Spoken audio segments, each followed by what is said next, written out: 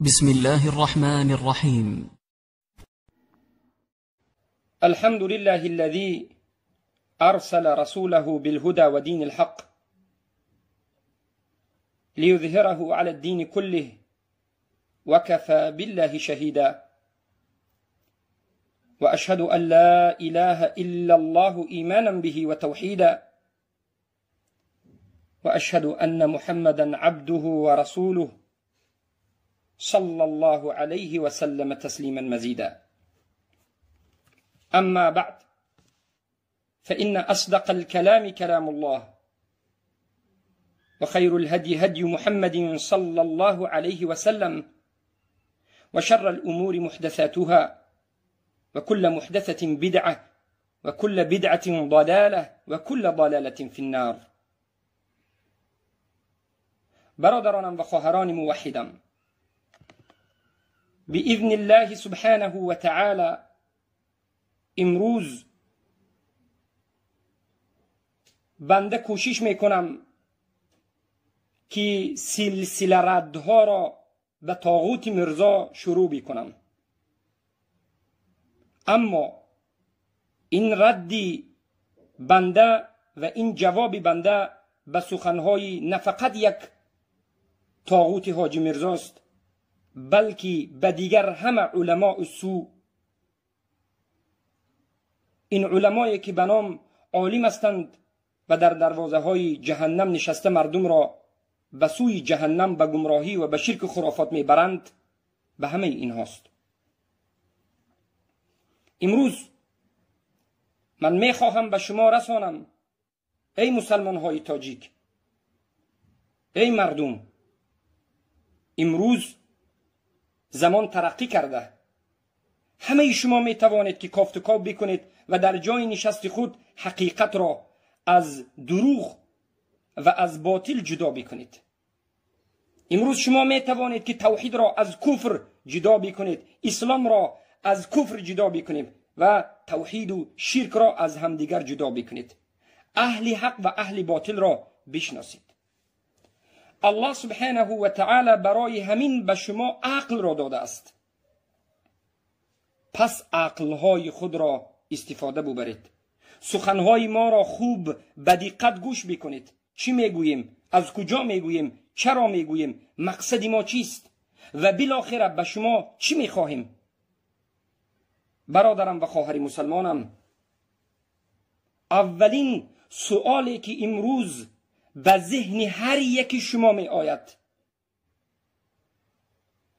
به ذهن هر یک کوچک و بزرگ این ملت تاجیک می آید، این است که اختلاف شما ابو محمد مدنی و دیگر طالب علمان با علمای طاغوت پرستان تاجیک، با این علما که حاجی مرزا هست، مولوی معین الدین است، یا مولوی بختری هست، یا از ایشان ها است، یا حکمت الله و شاگرد و دیگر قبوری ها، چیست؟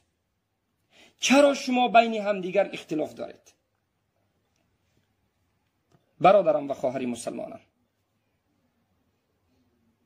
من از نام خودمان میگویم که ما با اونها هیچ اختلاف دنیوی نداریم. اختلاف ما، بدبینی ما، انکار ما برای دنیا نیست، برای کرسی طلبی نیست، برای پول مال نیست، برای آب روی طلبی هم نیست، برای پس زدن کسی هم نیست. اونها را ندیدیم و از نزدیک با اونها ننشستیم. امروز اختلافی که ما با اونها داریم به خاطر دین است، به خاطر دینی که الله نازل کرده، به خاطر کلمه لا اله الا الله محمد رسول الله است. اختلاف ما این است که این علماء الطاغوت، این علماء السوء، این علماهای قبوری مردم تاجیک را 10 ساله هاست به سوی کفر و شرک دعوت می کنند. مردم را غلام کفار کردند، غلام طاغوت کردند، دینشان را نابود کردند، دروازه های جهنم را باز کردند و توده به سوی آن مردم را میبرند. نه به مردم یک ذره رحم دارند و نه دلسوزی دارند. اگر اونها را ما پیشگیری نکنیم، حق را به مردم اگر ما نگوییم، پس کی بگوید؟ کی است که بجای ما طالب علمان اهل سنت این وظیفه بزرگ را بگیرد؟ این وظیفه ما هست، پیشگیری علماء طاغوت، پیشگیری علماء سو از دیگرگون کردن دین. اینها کسانی هستند که نور الله را میخواهند با دهانشان پنهان بکنند. در سوره صف آیت 8 و 9 الله میگوید: اعوذ بالله من الشیطان الرجیم یریدون لیطفئوا نور الله بافواههم والله متم نوره ولو كره الكافرون هو الذي ارسل رسوله بالهدى ودين الحق لیظهره علی الدین كله ولو كره المشركون. میخواهند که نور الله را، دین الله را، توحید را، لا اله الا الله را، احکام نازل کرده اش را با دهانهایشان خاموش بکنند. میخواهند که این نور را انکار بکنند و خاموش بکنند. اما الله این نورش را، این دینش را، توحید را، حکمش را پره میگرداند. اگرچه کافران بدشان آید، اگرچه کافران ناخوش باشند، هم الله نورشان را نورش را پره میکند. الله رب العزت والجلال همان ذات است که رسولانش را به هدایت ارسال کرده و به دین حق ارسال کرده تا که این دین را، این هدایت را، این توحید را اظهار بکنند، تا که همه دین از آن الله باشد، اگرچه مشرکین بدشان آید. وظیفه ما همین است. وظیفه ما طالب علمان اهل سنت و الجماعه همین است که پیروی از رسول الله میکنیم. رسول الله آمدند، مشرکین را انکار کردند و همه دین را از الله گفتند و دین را همش را به الله انجام دادند. امروز ما میراث بران رسول الله که علم را، توحید را از رسول الله صلی الله علیه و سلم میراث بردیم، وظیفه‌مون همین است که دین حق را به مردم بگوییم. مشکلی ما، اختلاف ما همین است که آنها میخواهند دین حق را بپوشانند، ما میخواهیم دین حق کشاده و آشکار و واضح باشد. آنها میخواهند سنت رسول الله را نابود بکنند و به عوضش حکم طاغوت را، حکم خودشان ساخته را بر دروغ به ابو حنیفه نسبت داده بیاورند. ما میخواهیم سنت رسول الله زنده بشود. آنها میخواهند همه مردم طاعت و عبادت و دیگر از غلامی را به این طاغوت ها انجام بدهند. ما میخواهیم که مردم بدانند که در سرشان طاغوت است. اینها میخواهند که احترام حکم غیر الله، خدمت به حکم غیر الله، لشکر شدن به حکم غیر الله در بین شما زنده باشد. ما میخواهیم که این شرک نابود بشود و همه بندگان الله باشند، خدمت کنندگان و لشکران الله باشند. انا همین است فرق ما. فرق ما این است که دعوت ما در اساس قرآن و سنت و فهم صحابگان، تابعین و تبع تابعین از قرون 3 عصر طلایی اول است. دعوت اینها از ابیات ملحدین نوشته و از ورقهای طاغوت نوشته و از فکر و خیال پوسیده پوچ جاهلانه خودشان هست. امروز مصیبت اصل ملت تاجیک انا همین علماء سو، علماء طاغوت، علماء درباری، علماء السلاطین، علماء شکم، انا همین ها هستند. و بدانید که علماء تاجیک، علماء ملت تاجیک، علماء ملت فارس تاجیک همیشه همچنین نبودند. ما پیروی به علماء بزرگ از سلف میکنیم که ملت تاجیک هم همچنین علما داشتند، از صحابگان شروع کرده تا امروز. رضی الله عنهم. پس حاجی میرزا به بنده ابو محمد مدنی و برادری بنده ابو اسامه رحمه الله گویا جواب گفته یا که رد داده که از 46 دقیقه عبارت است. وقتی این 46 دقیقه را مشاهده کردم، قسم با الله به حال زار این میرزا گریه آمد. غمگین شدم که چقدر به نام عالمی که جاهل است، چقدر خطر به سر خود و به دیگران دارد. و به این ملت بیچاره غمگینم که در سرش یک جاهل گذاشته شده و ملت را با جهل و با کفر و با شرک پیش میبرد. اختلافی که ما داریم همین است برادرانم و خواهران موحدم، همین است که اینها به کفر دعوت میکنند، ما انکار میکنیم. همین است که اینها دین را تغییر میدهند، ما انکار میکنیم.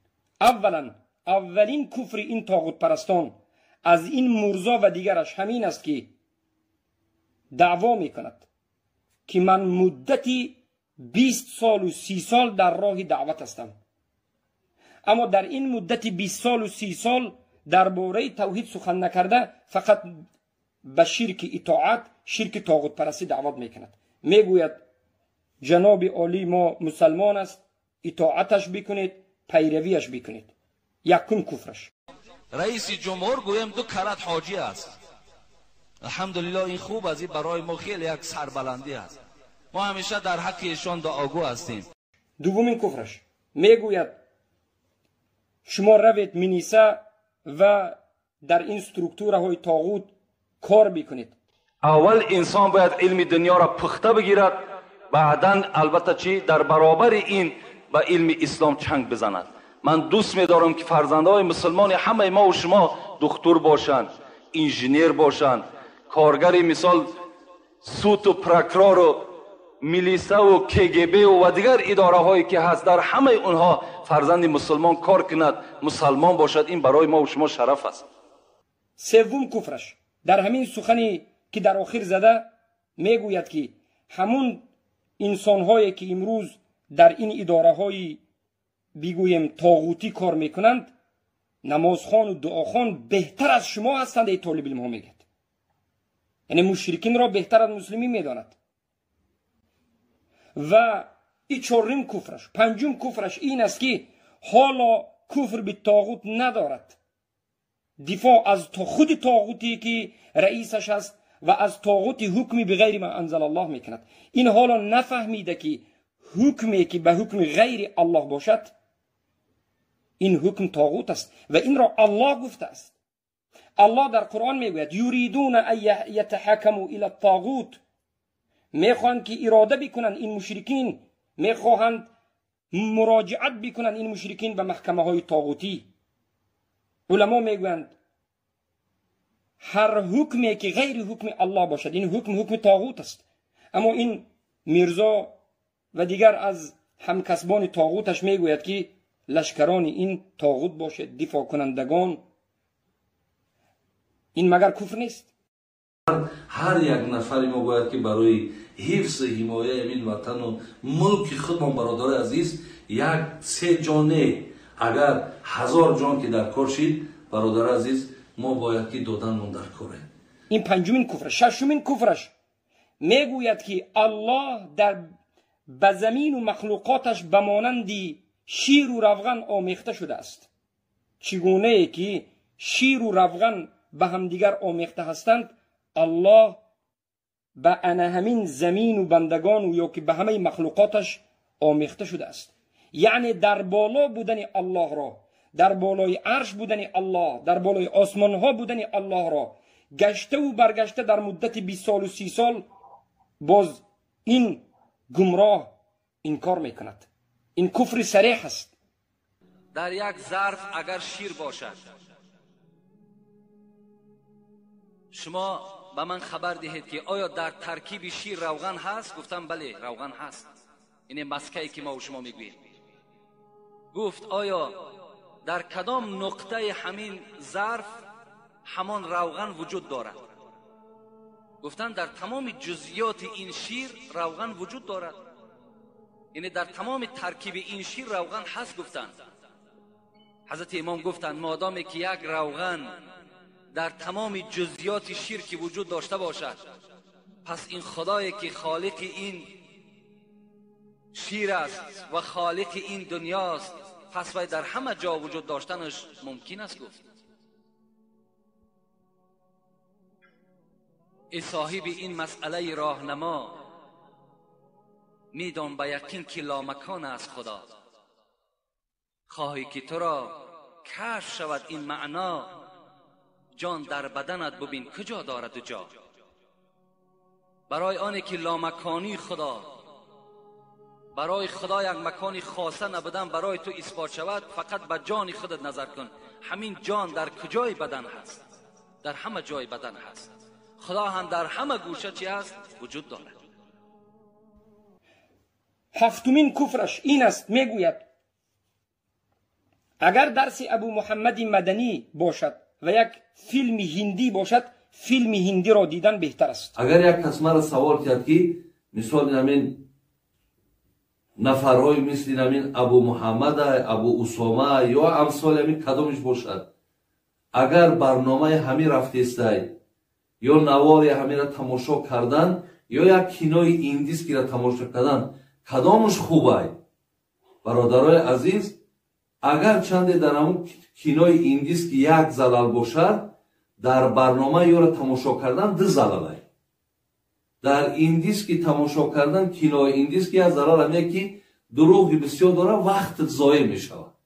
لیکن در برنامه اینها را نگاه کردن دو ضرره، یکم وقت ضایع می شود، دویمش برادر عزیز عقیده های شما را که خیلی زمینه های دانش فهمیشتون که کمه، در عقیده هاتون تاثیر می رسانه.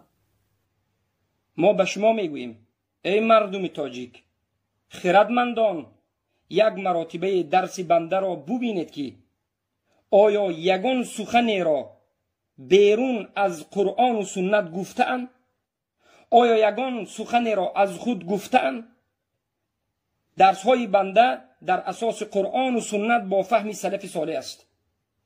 پس اگر گوش کردن قرآن و سنت، گوش کردن سخنهای سلف صالح از صحابگان و تابعین و تبع تابعین پستر از فیلم هندی باشد و فیلم هندی از قرآن و سنت و این سخنها بلندتر باشد، از این دیده باز چی کفر صریحتر و چی شرک بالاتر باشد؟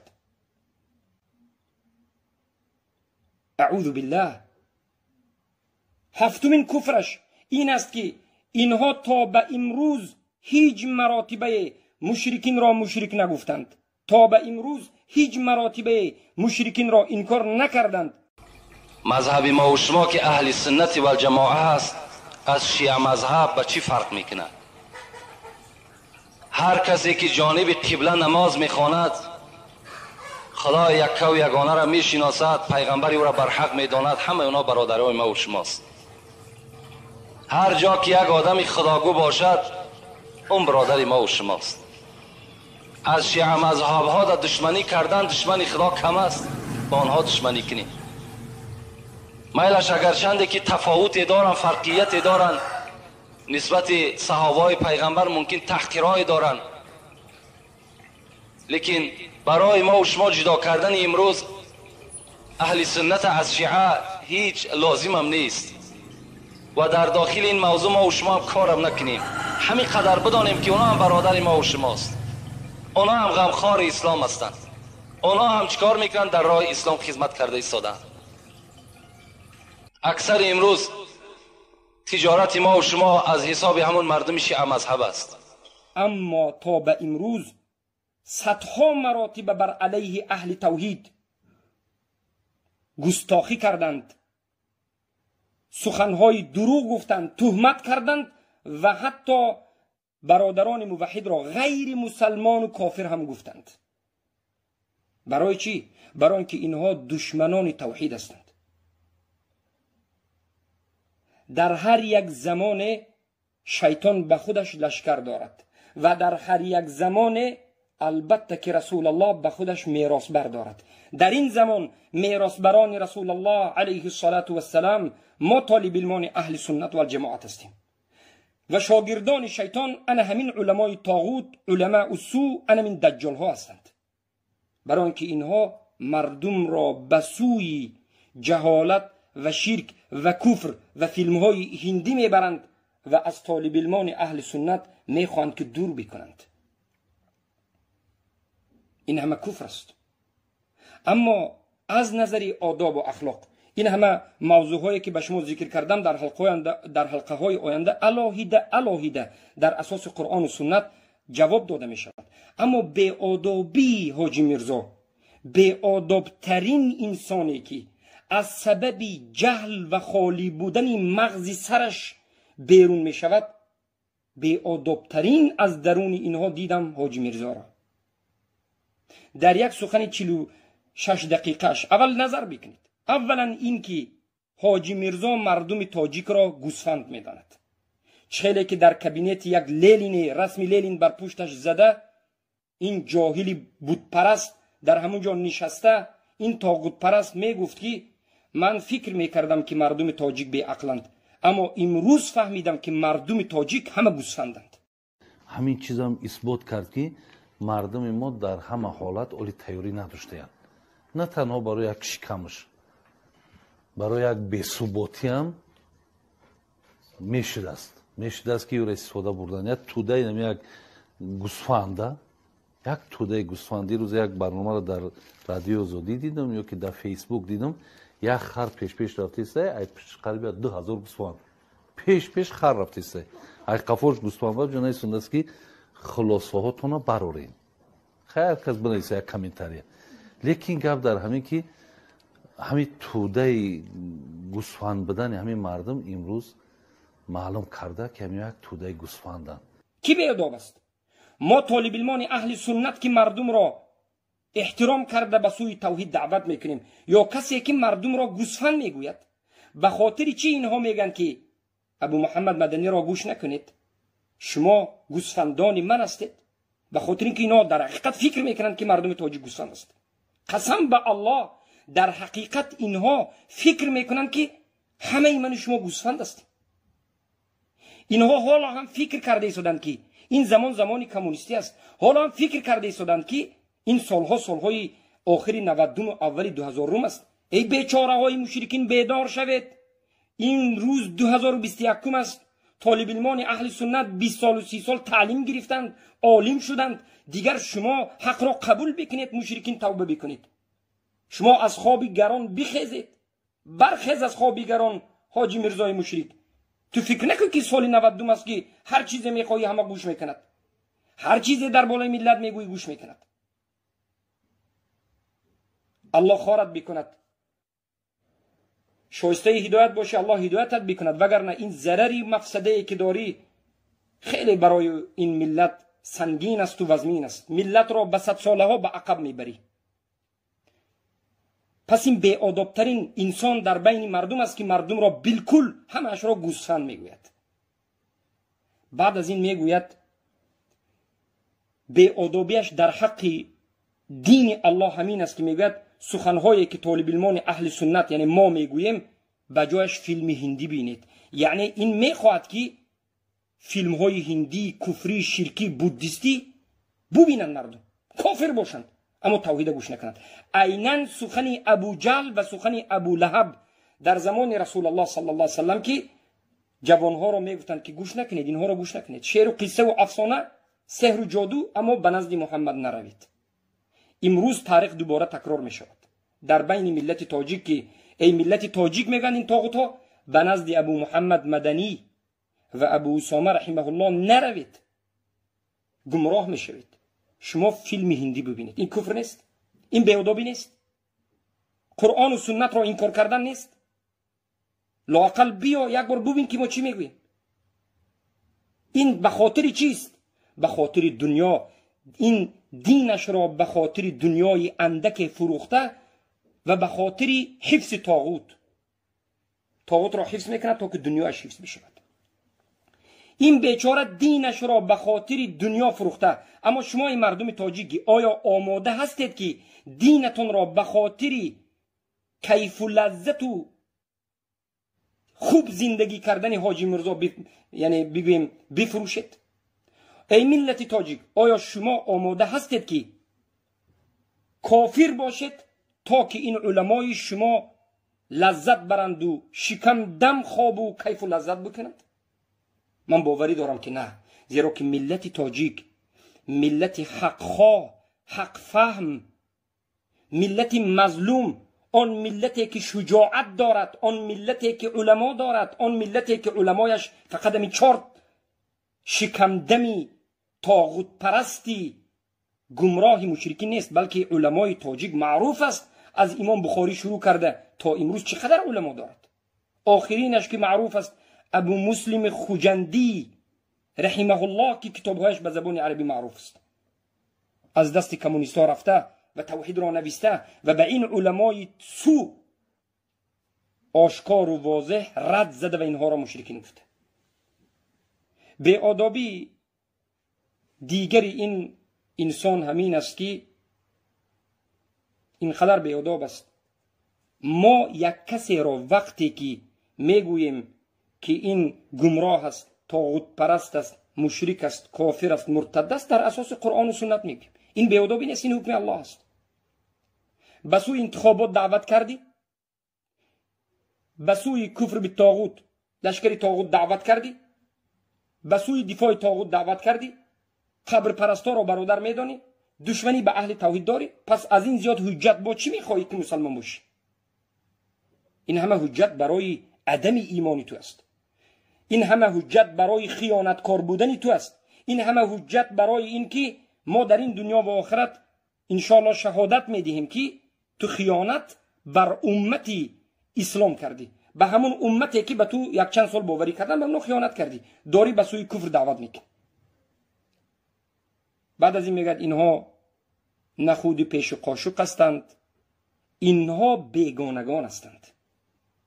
میگوید که ابو محمد مدنی بیگانه است، ابو اسامه و دیگر طالب علمان اهل سنت بیگانه است. ما نیازی به این مثال گویم مردم بیگانه و مردمی که مثالی یک خاکشپن یا اصلا یا یک نمید مثال بگیم که خاکشپ میگن اصلا، چنین که همین امروز ما عربستان خودش یک خاکشپ مردم امریکایی یا همون سگای همون دربارن. بیگانه بودن ما را توی جاهلی طاغوت پرست گفته نمیتوانی. این ملت است که میگوید که ابو محمد بگانه هست یا بیگانه. الحمدلله امروز ما مسلمانان ملت تاجیک را دیده ایستادیم که همه الحمدلله روز به روز از حقیقت با خبر شده ایستادند. و من ابو محمد مدنی اجدادی من تاجیک بودند و از همون تاجیکستان هستم. تو را که حق داده که بگویی این بیگانه است؟ تو کی هستی که بگویی این از اینجا نیست، این از ملت ما نیست؟ تو کی هستی؟ تو خود را به کدام درجه برآوردی؟ ای طاغوت پرست، الله خارت بکند. تو هستی که ملت تاجیک اما در ملت اسلام نیستی. ما الحمدلله فخرمون و بگویم دادوایمون به خاطر ملتمون نیست. ما هیچ فخریتی به ملتی نداریم، به قومی نداریم، به هیچ چیزی نداریم. ما خوشحالیمون، خرسندیمون به ملت مسلمان بودنمون است. مسلمان برادری مسلمان است در کجای نباشد. این سخنی تو هم یک سخنی جهالت زده و سخنی طاغوت پرستی، یک سخنی به نهایت شرم‌آور است که میگویی اینها از ملت ما نیستند. پس این زبان من کدام زبان است؟ از تو خوبتر به زبان تاجیک صحبت میکنم. الله هدایتت بکند. اما این همه به خاطر چی؟ به خاطر این که شیطان اینها را گمراه کرده. دیگر طاقت ندارند، دیگر شرایط ندارند، دیگر طاقت شنیدن حق ندارند. وقتی که شب و روز مردم تاجیک به اینها میگوید که شما به گفته اتون دلیل آورد اینها بدنشون میلرزد.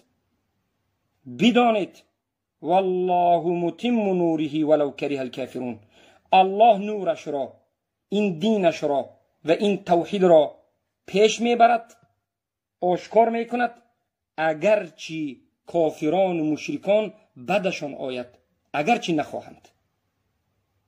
من به این علمای طاغوت یک آیت را میرسانم که در بالایش تفکر کنند و با همین این جواب اولم را به پایان میرسانم و در جواب دوم کفریات انیق او را با قرآن و سنت ذکر میکنم. در سوره بقره آیت 159 الله میگوید ان الذين يكتمون ما انزلنا من البينات والهدى من بعد ما بيناه للناس في الكتاب اولئك يلعنهم الله ويلعنهم اللاعنون.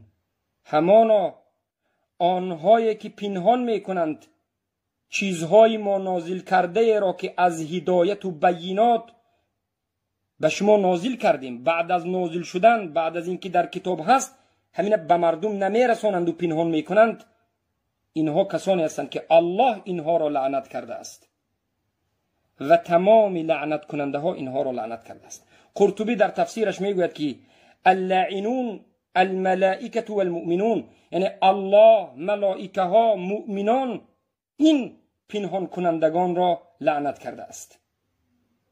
حتی قرطبی در تفسیرش میگوید الحشرات والبهائم يصيبهم الجدب بذنب علماء السوء الكاتمين فيلعنونهم. همین حشرات، همین حیوانها به سبب علماء سوء به گرسنگی و خشکسالی واقع میشوند و همه این حشرات و حیوانها علماء سوء را، علمای دروغگو را، علمای طاغوت پرست را، علمای خیانتکار را، علمای پنهان کننده حق را لعنت میکنند.